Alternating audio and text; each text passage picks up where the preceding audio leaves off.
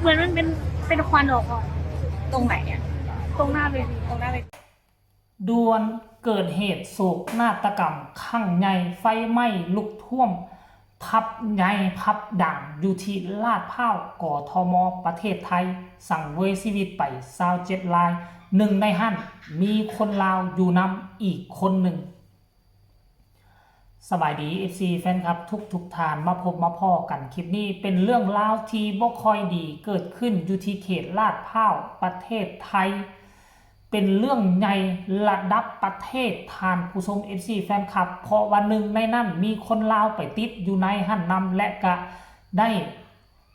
เสียชีวิตไปเป็นที่เรียบร้อยแล้วทานผู้ชม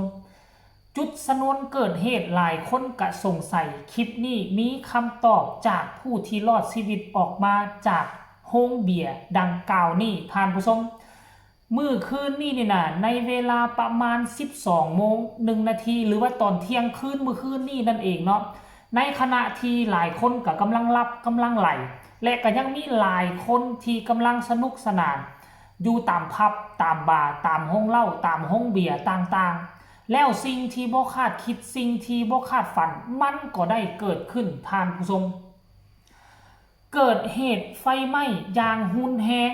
อยู่ที่ห้องเบียร์หรือบ้านเฮาก็มาพับว่าบาร์นั่นแหละอย่างห้ายแหงไฟแป๊บเดียวพุ่งออกมาจากประตูผับดังกล่าวแล้วแป๊บหนึ่งก็ได้ยินเสียงคนโห่ห้องอึกกระทึกคึกโคมผู้สิแลนออกก็มีผู้สิหนีเอาชีวิตรอดกะลายหนีออกมาจากถนนถึงขั้นได้แก้เสื้อผ้าหน้าผมทิ่มเพราะว่าไฟติดมากับตนกับโตหลายคนก็มึนงงคือมันเกิดอีหยังขึ้นคนอยู่ในหั่นมีหลายร้อยชีวิตทานผู้ชมต้องหนีเอาชีวิตรอดรายละเอียดจะเป็นแนวใดให้ทุกคนไปชมวินาทีที่พากันหนีตุยออกมาจากผับดังกล่าวหั่นสะก่อนแล้วจังมาว่ากันว่าชนวนจุดเกิดเหตุมันเริ่มต้นมาจากจุดใดพวกเขามีหลักฐานคักแน่บ่เป็นหลักฐานหรอกคำสัมภาษณ์ของผู้ที่ติดอยู่ในและรอดชีวิตออกมาไปชมคลิปนี้สะก่อน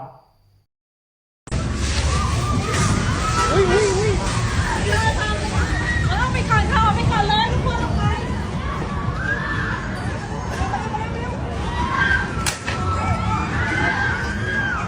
จะดังยังไงวะ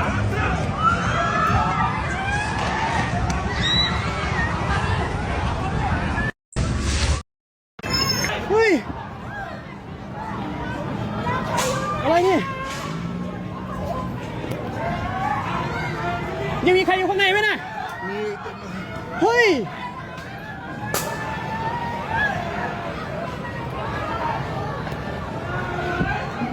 อะไรนี่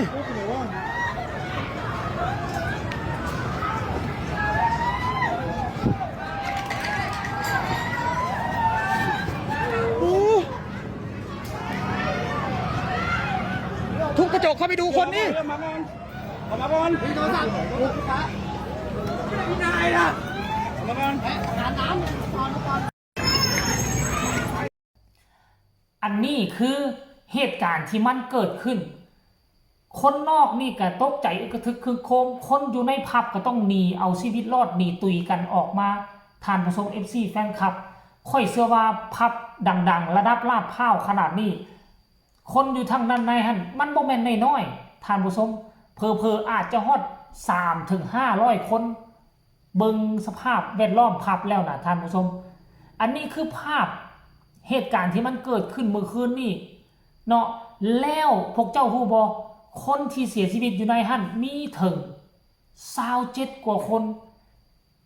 เนาะ27กว่าคนนั่นรวมมีคนลาวเป็นผู้หญิง1คนเป็นคนสวรรณเขตเป็นคนอยู่สวรรณเขตเฮาเป็นผู้หญิงเห็นเขาเจ้าประกาศมื้อเช้านี่แล้วท่านผู้ชมแล้วหลายคนก็สงสัยมันเกิดอีหยังขึ้นไฟเริ่มต้นมาจากจุดใดเนาะให้ไปฟังจากปากคนนี้เพิ่นรอดชีวิตออกมาเพิ่นบอกว่าเพิ่นเห็นกับตาไฟเริ่มจากจุดนี้เนาะบ่ถึงจัก5 วิกลายเป็นไฟหุ่นแห้งจนพากันหนีออกมารอดล่มรอดตุยท่านผู้ชมไปชมคลิปนี้พร้อมๆกันจากปากของเพิ่นเลยเหมือนมันเป็นควันออกก่อนตรงไหนเนี่ยตรงหน้าเวทีหนูก็เลยวิ่งอ๋อคือเห็นแค่ควันเยอะไหมตอนนั้นอะควันเยอะไหม มืดเลยอ่ะหนูก็เลยวิ่ง แล้วหนูก็ล้มประมาณ3 ครั้งพอดีน้องก็ดึงเสื้อขึ้นหนูก็เลยวิ่งต่อ เหตุการณ์ตอนนั้นคือทุกคนคือชุลมุน ต่างคนต่างวิ่งต่างคน มีควันประมาณกี่วิพี่ถึงวิ่งแป๊บเดียวไหม แป๊บเดียวแล้วก็คืนขึ้นเลย หมายถึงว่าตอนที่เราเห็นก็คือมันเกิดควันแล้ว ใช่ค่ะ แต่เห็นว่ามันมาจากทางหน้าเวที ใช่ อ๋อแล้วก็เลยวิ่งหนีอันนี้พี่โดน โดนเขาติด ล้มไหมพี่ ล้ม ล้มใช่ เลือดออก พี่มากันกี่คนคะ อยู่มา5 คน แต่ว่าต ปล อ อน ด นี้ ภัยหมดไหม หายต่าง แล้วออกมาสองคนพี่มาสองคนหายประตูข้างหน้าใช่ไหมแล้วคนที่ตอนที่ออกมาหมายถึงว่าแยก ได้ แล้วมันตอนขาออกอ่ะมันออกยากออกง่ายยังไง หนูก็ไม่ได้มองหนูวิ่งอย่างเดียว เออก็คือเอาชีวิตรอดก่อน ใช่ค่ะ คนมันเบียดกันนะ เบียดหนูล้มมันก็มีคนข้ามหัว ไปตลอด แต่พอดีน้องชายมาด้วยกันเขาดึงหนูขึ้น เห็นบอทุกคน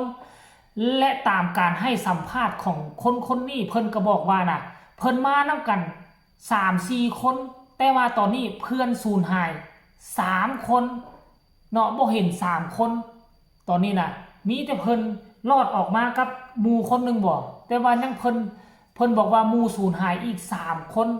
นี่อาจจะเป็นโศกนาฏกรรมครั้งใหญ่ในรอบหลายปีที่เกิดขึ้นอยู่กทมประเทศไทยท่านผู้ชมเอ่ยก็หวังว่าจะมีเพียงแต่27 คนนี้ที่เสียชีวิตไปเนาะหวังว่ามันน่าจะบ่มีเพิ่มกว่านี้บ่อยากให้มันสูญเสียหลายกว่านี้ก็เห็นผู้หลักผู้ใหญ่บ้านเมืองเนาะของประเทศไทยเกิดเหตุแบบนี้ปุ๊บเข้าสถานที่ด่วนปั๊บท่านผู้ชมเอ่ยด้วยความเก่งแล้วก็มีมาตรฐานของทีมงานกู้ภัยแล้วก็ผู้หลักผู้ใหญ่ฝั่งไทยก็หวังว่าเรื่องราวเหล่านี้จะผ่านพ้นไปด้วยดีขอแสดงความเสียใจกับครอบครัว27 คน27 ท่านที่เสียชีวิตไปก็แล้วกันท่านผู้ชมผู้ใดเห็นคลิปนี้แล้วพวกเจ้ารู้สึกแนวใดพวกเจ้ารู้สึกอีดูสงสารข้าเจ้ากับพากันคอมเมนต์มาใต้คอมเมนต์ได้ส่งกำลังแห่งใจไปให้ครอบครัวผู้ที่สูญหายสำหรับคลิปนี้ก็ขอฝากเอาไว้สำนี้ก็แล้วกันสบายดี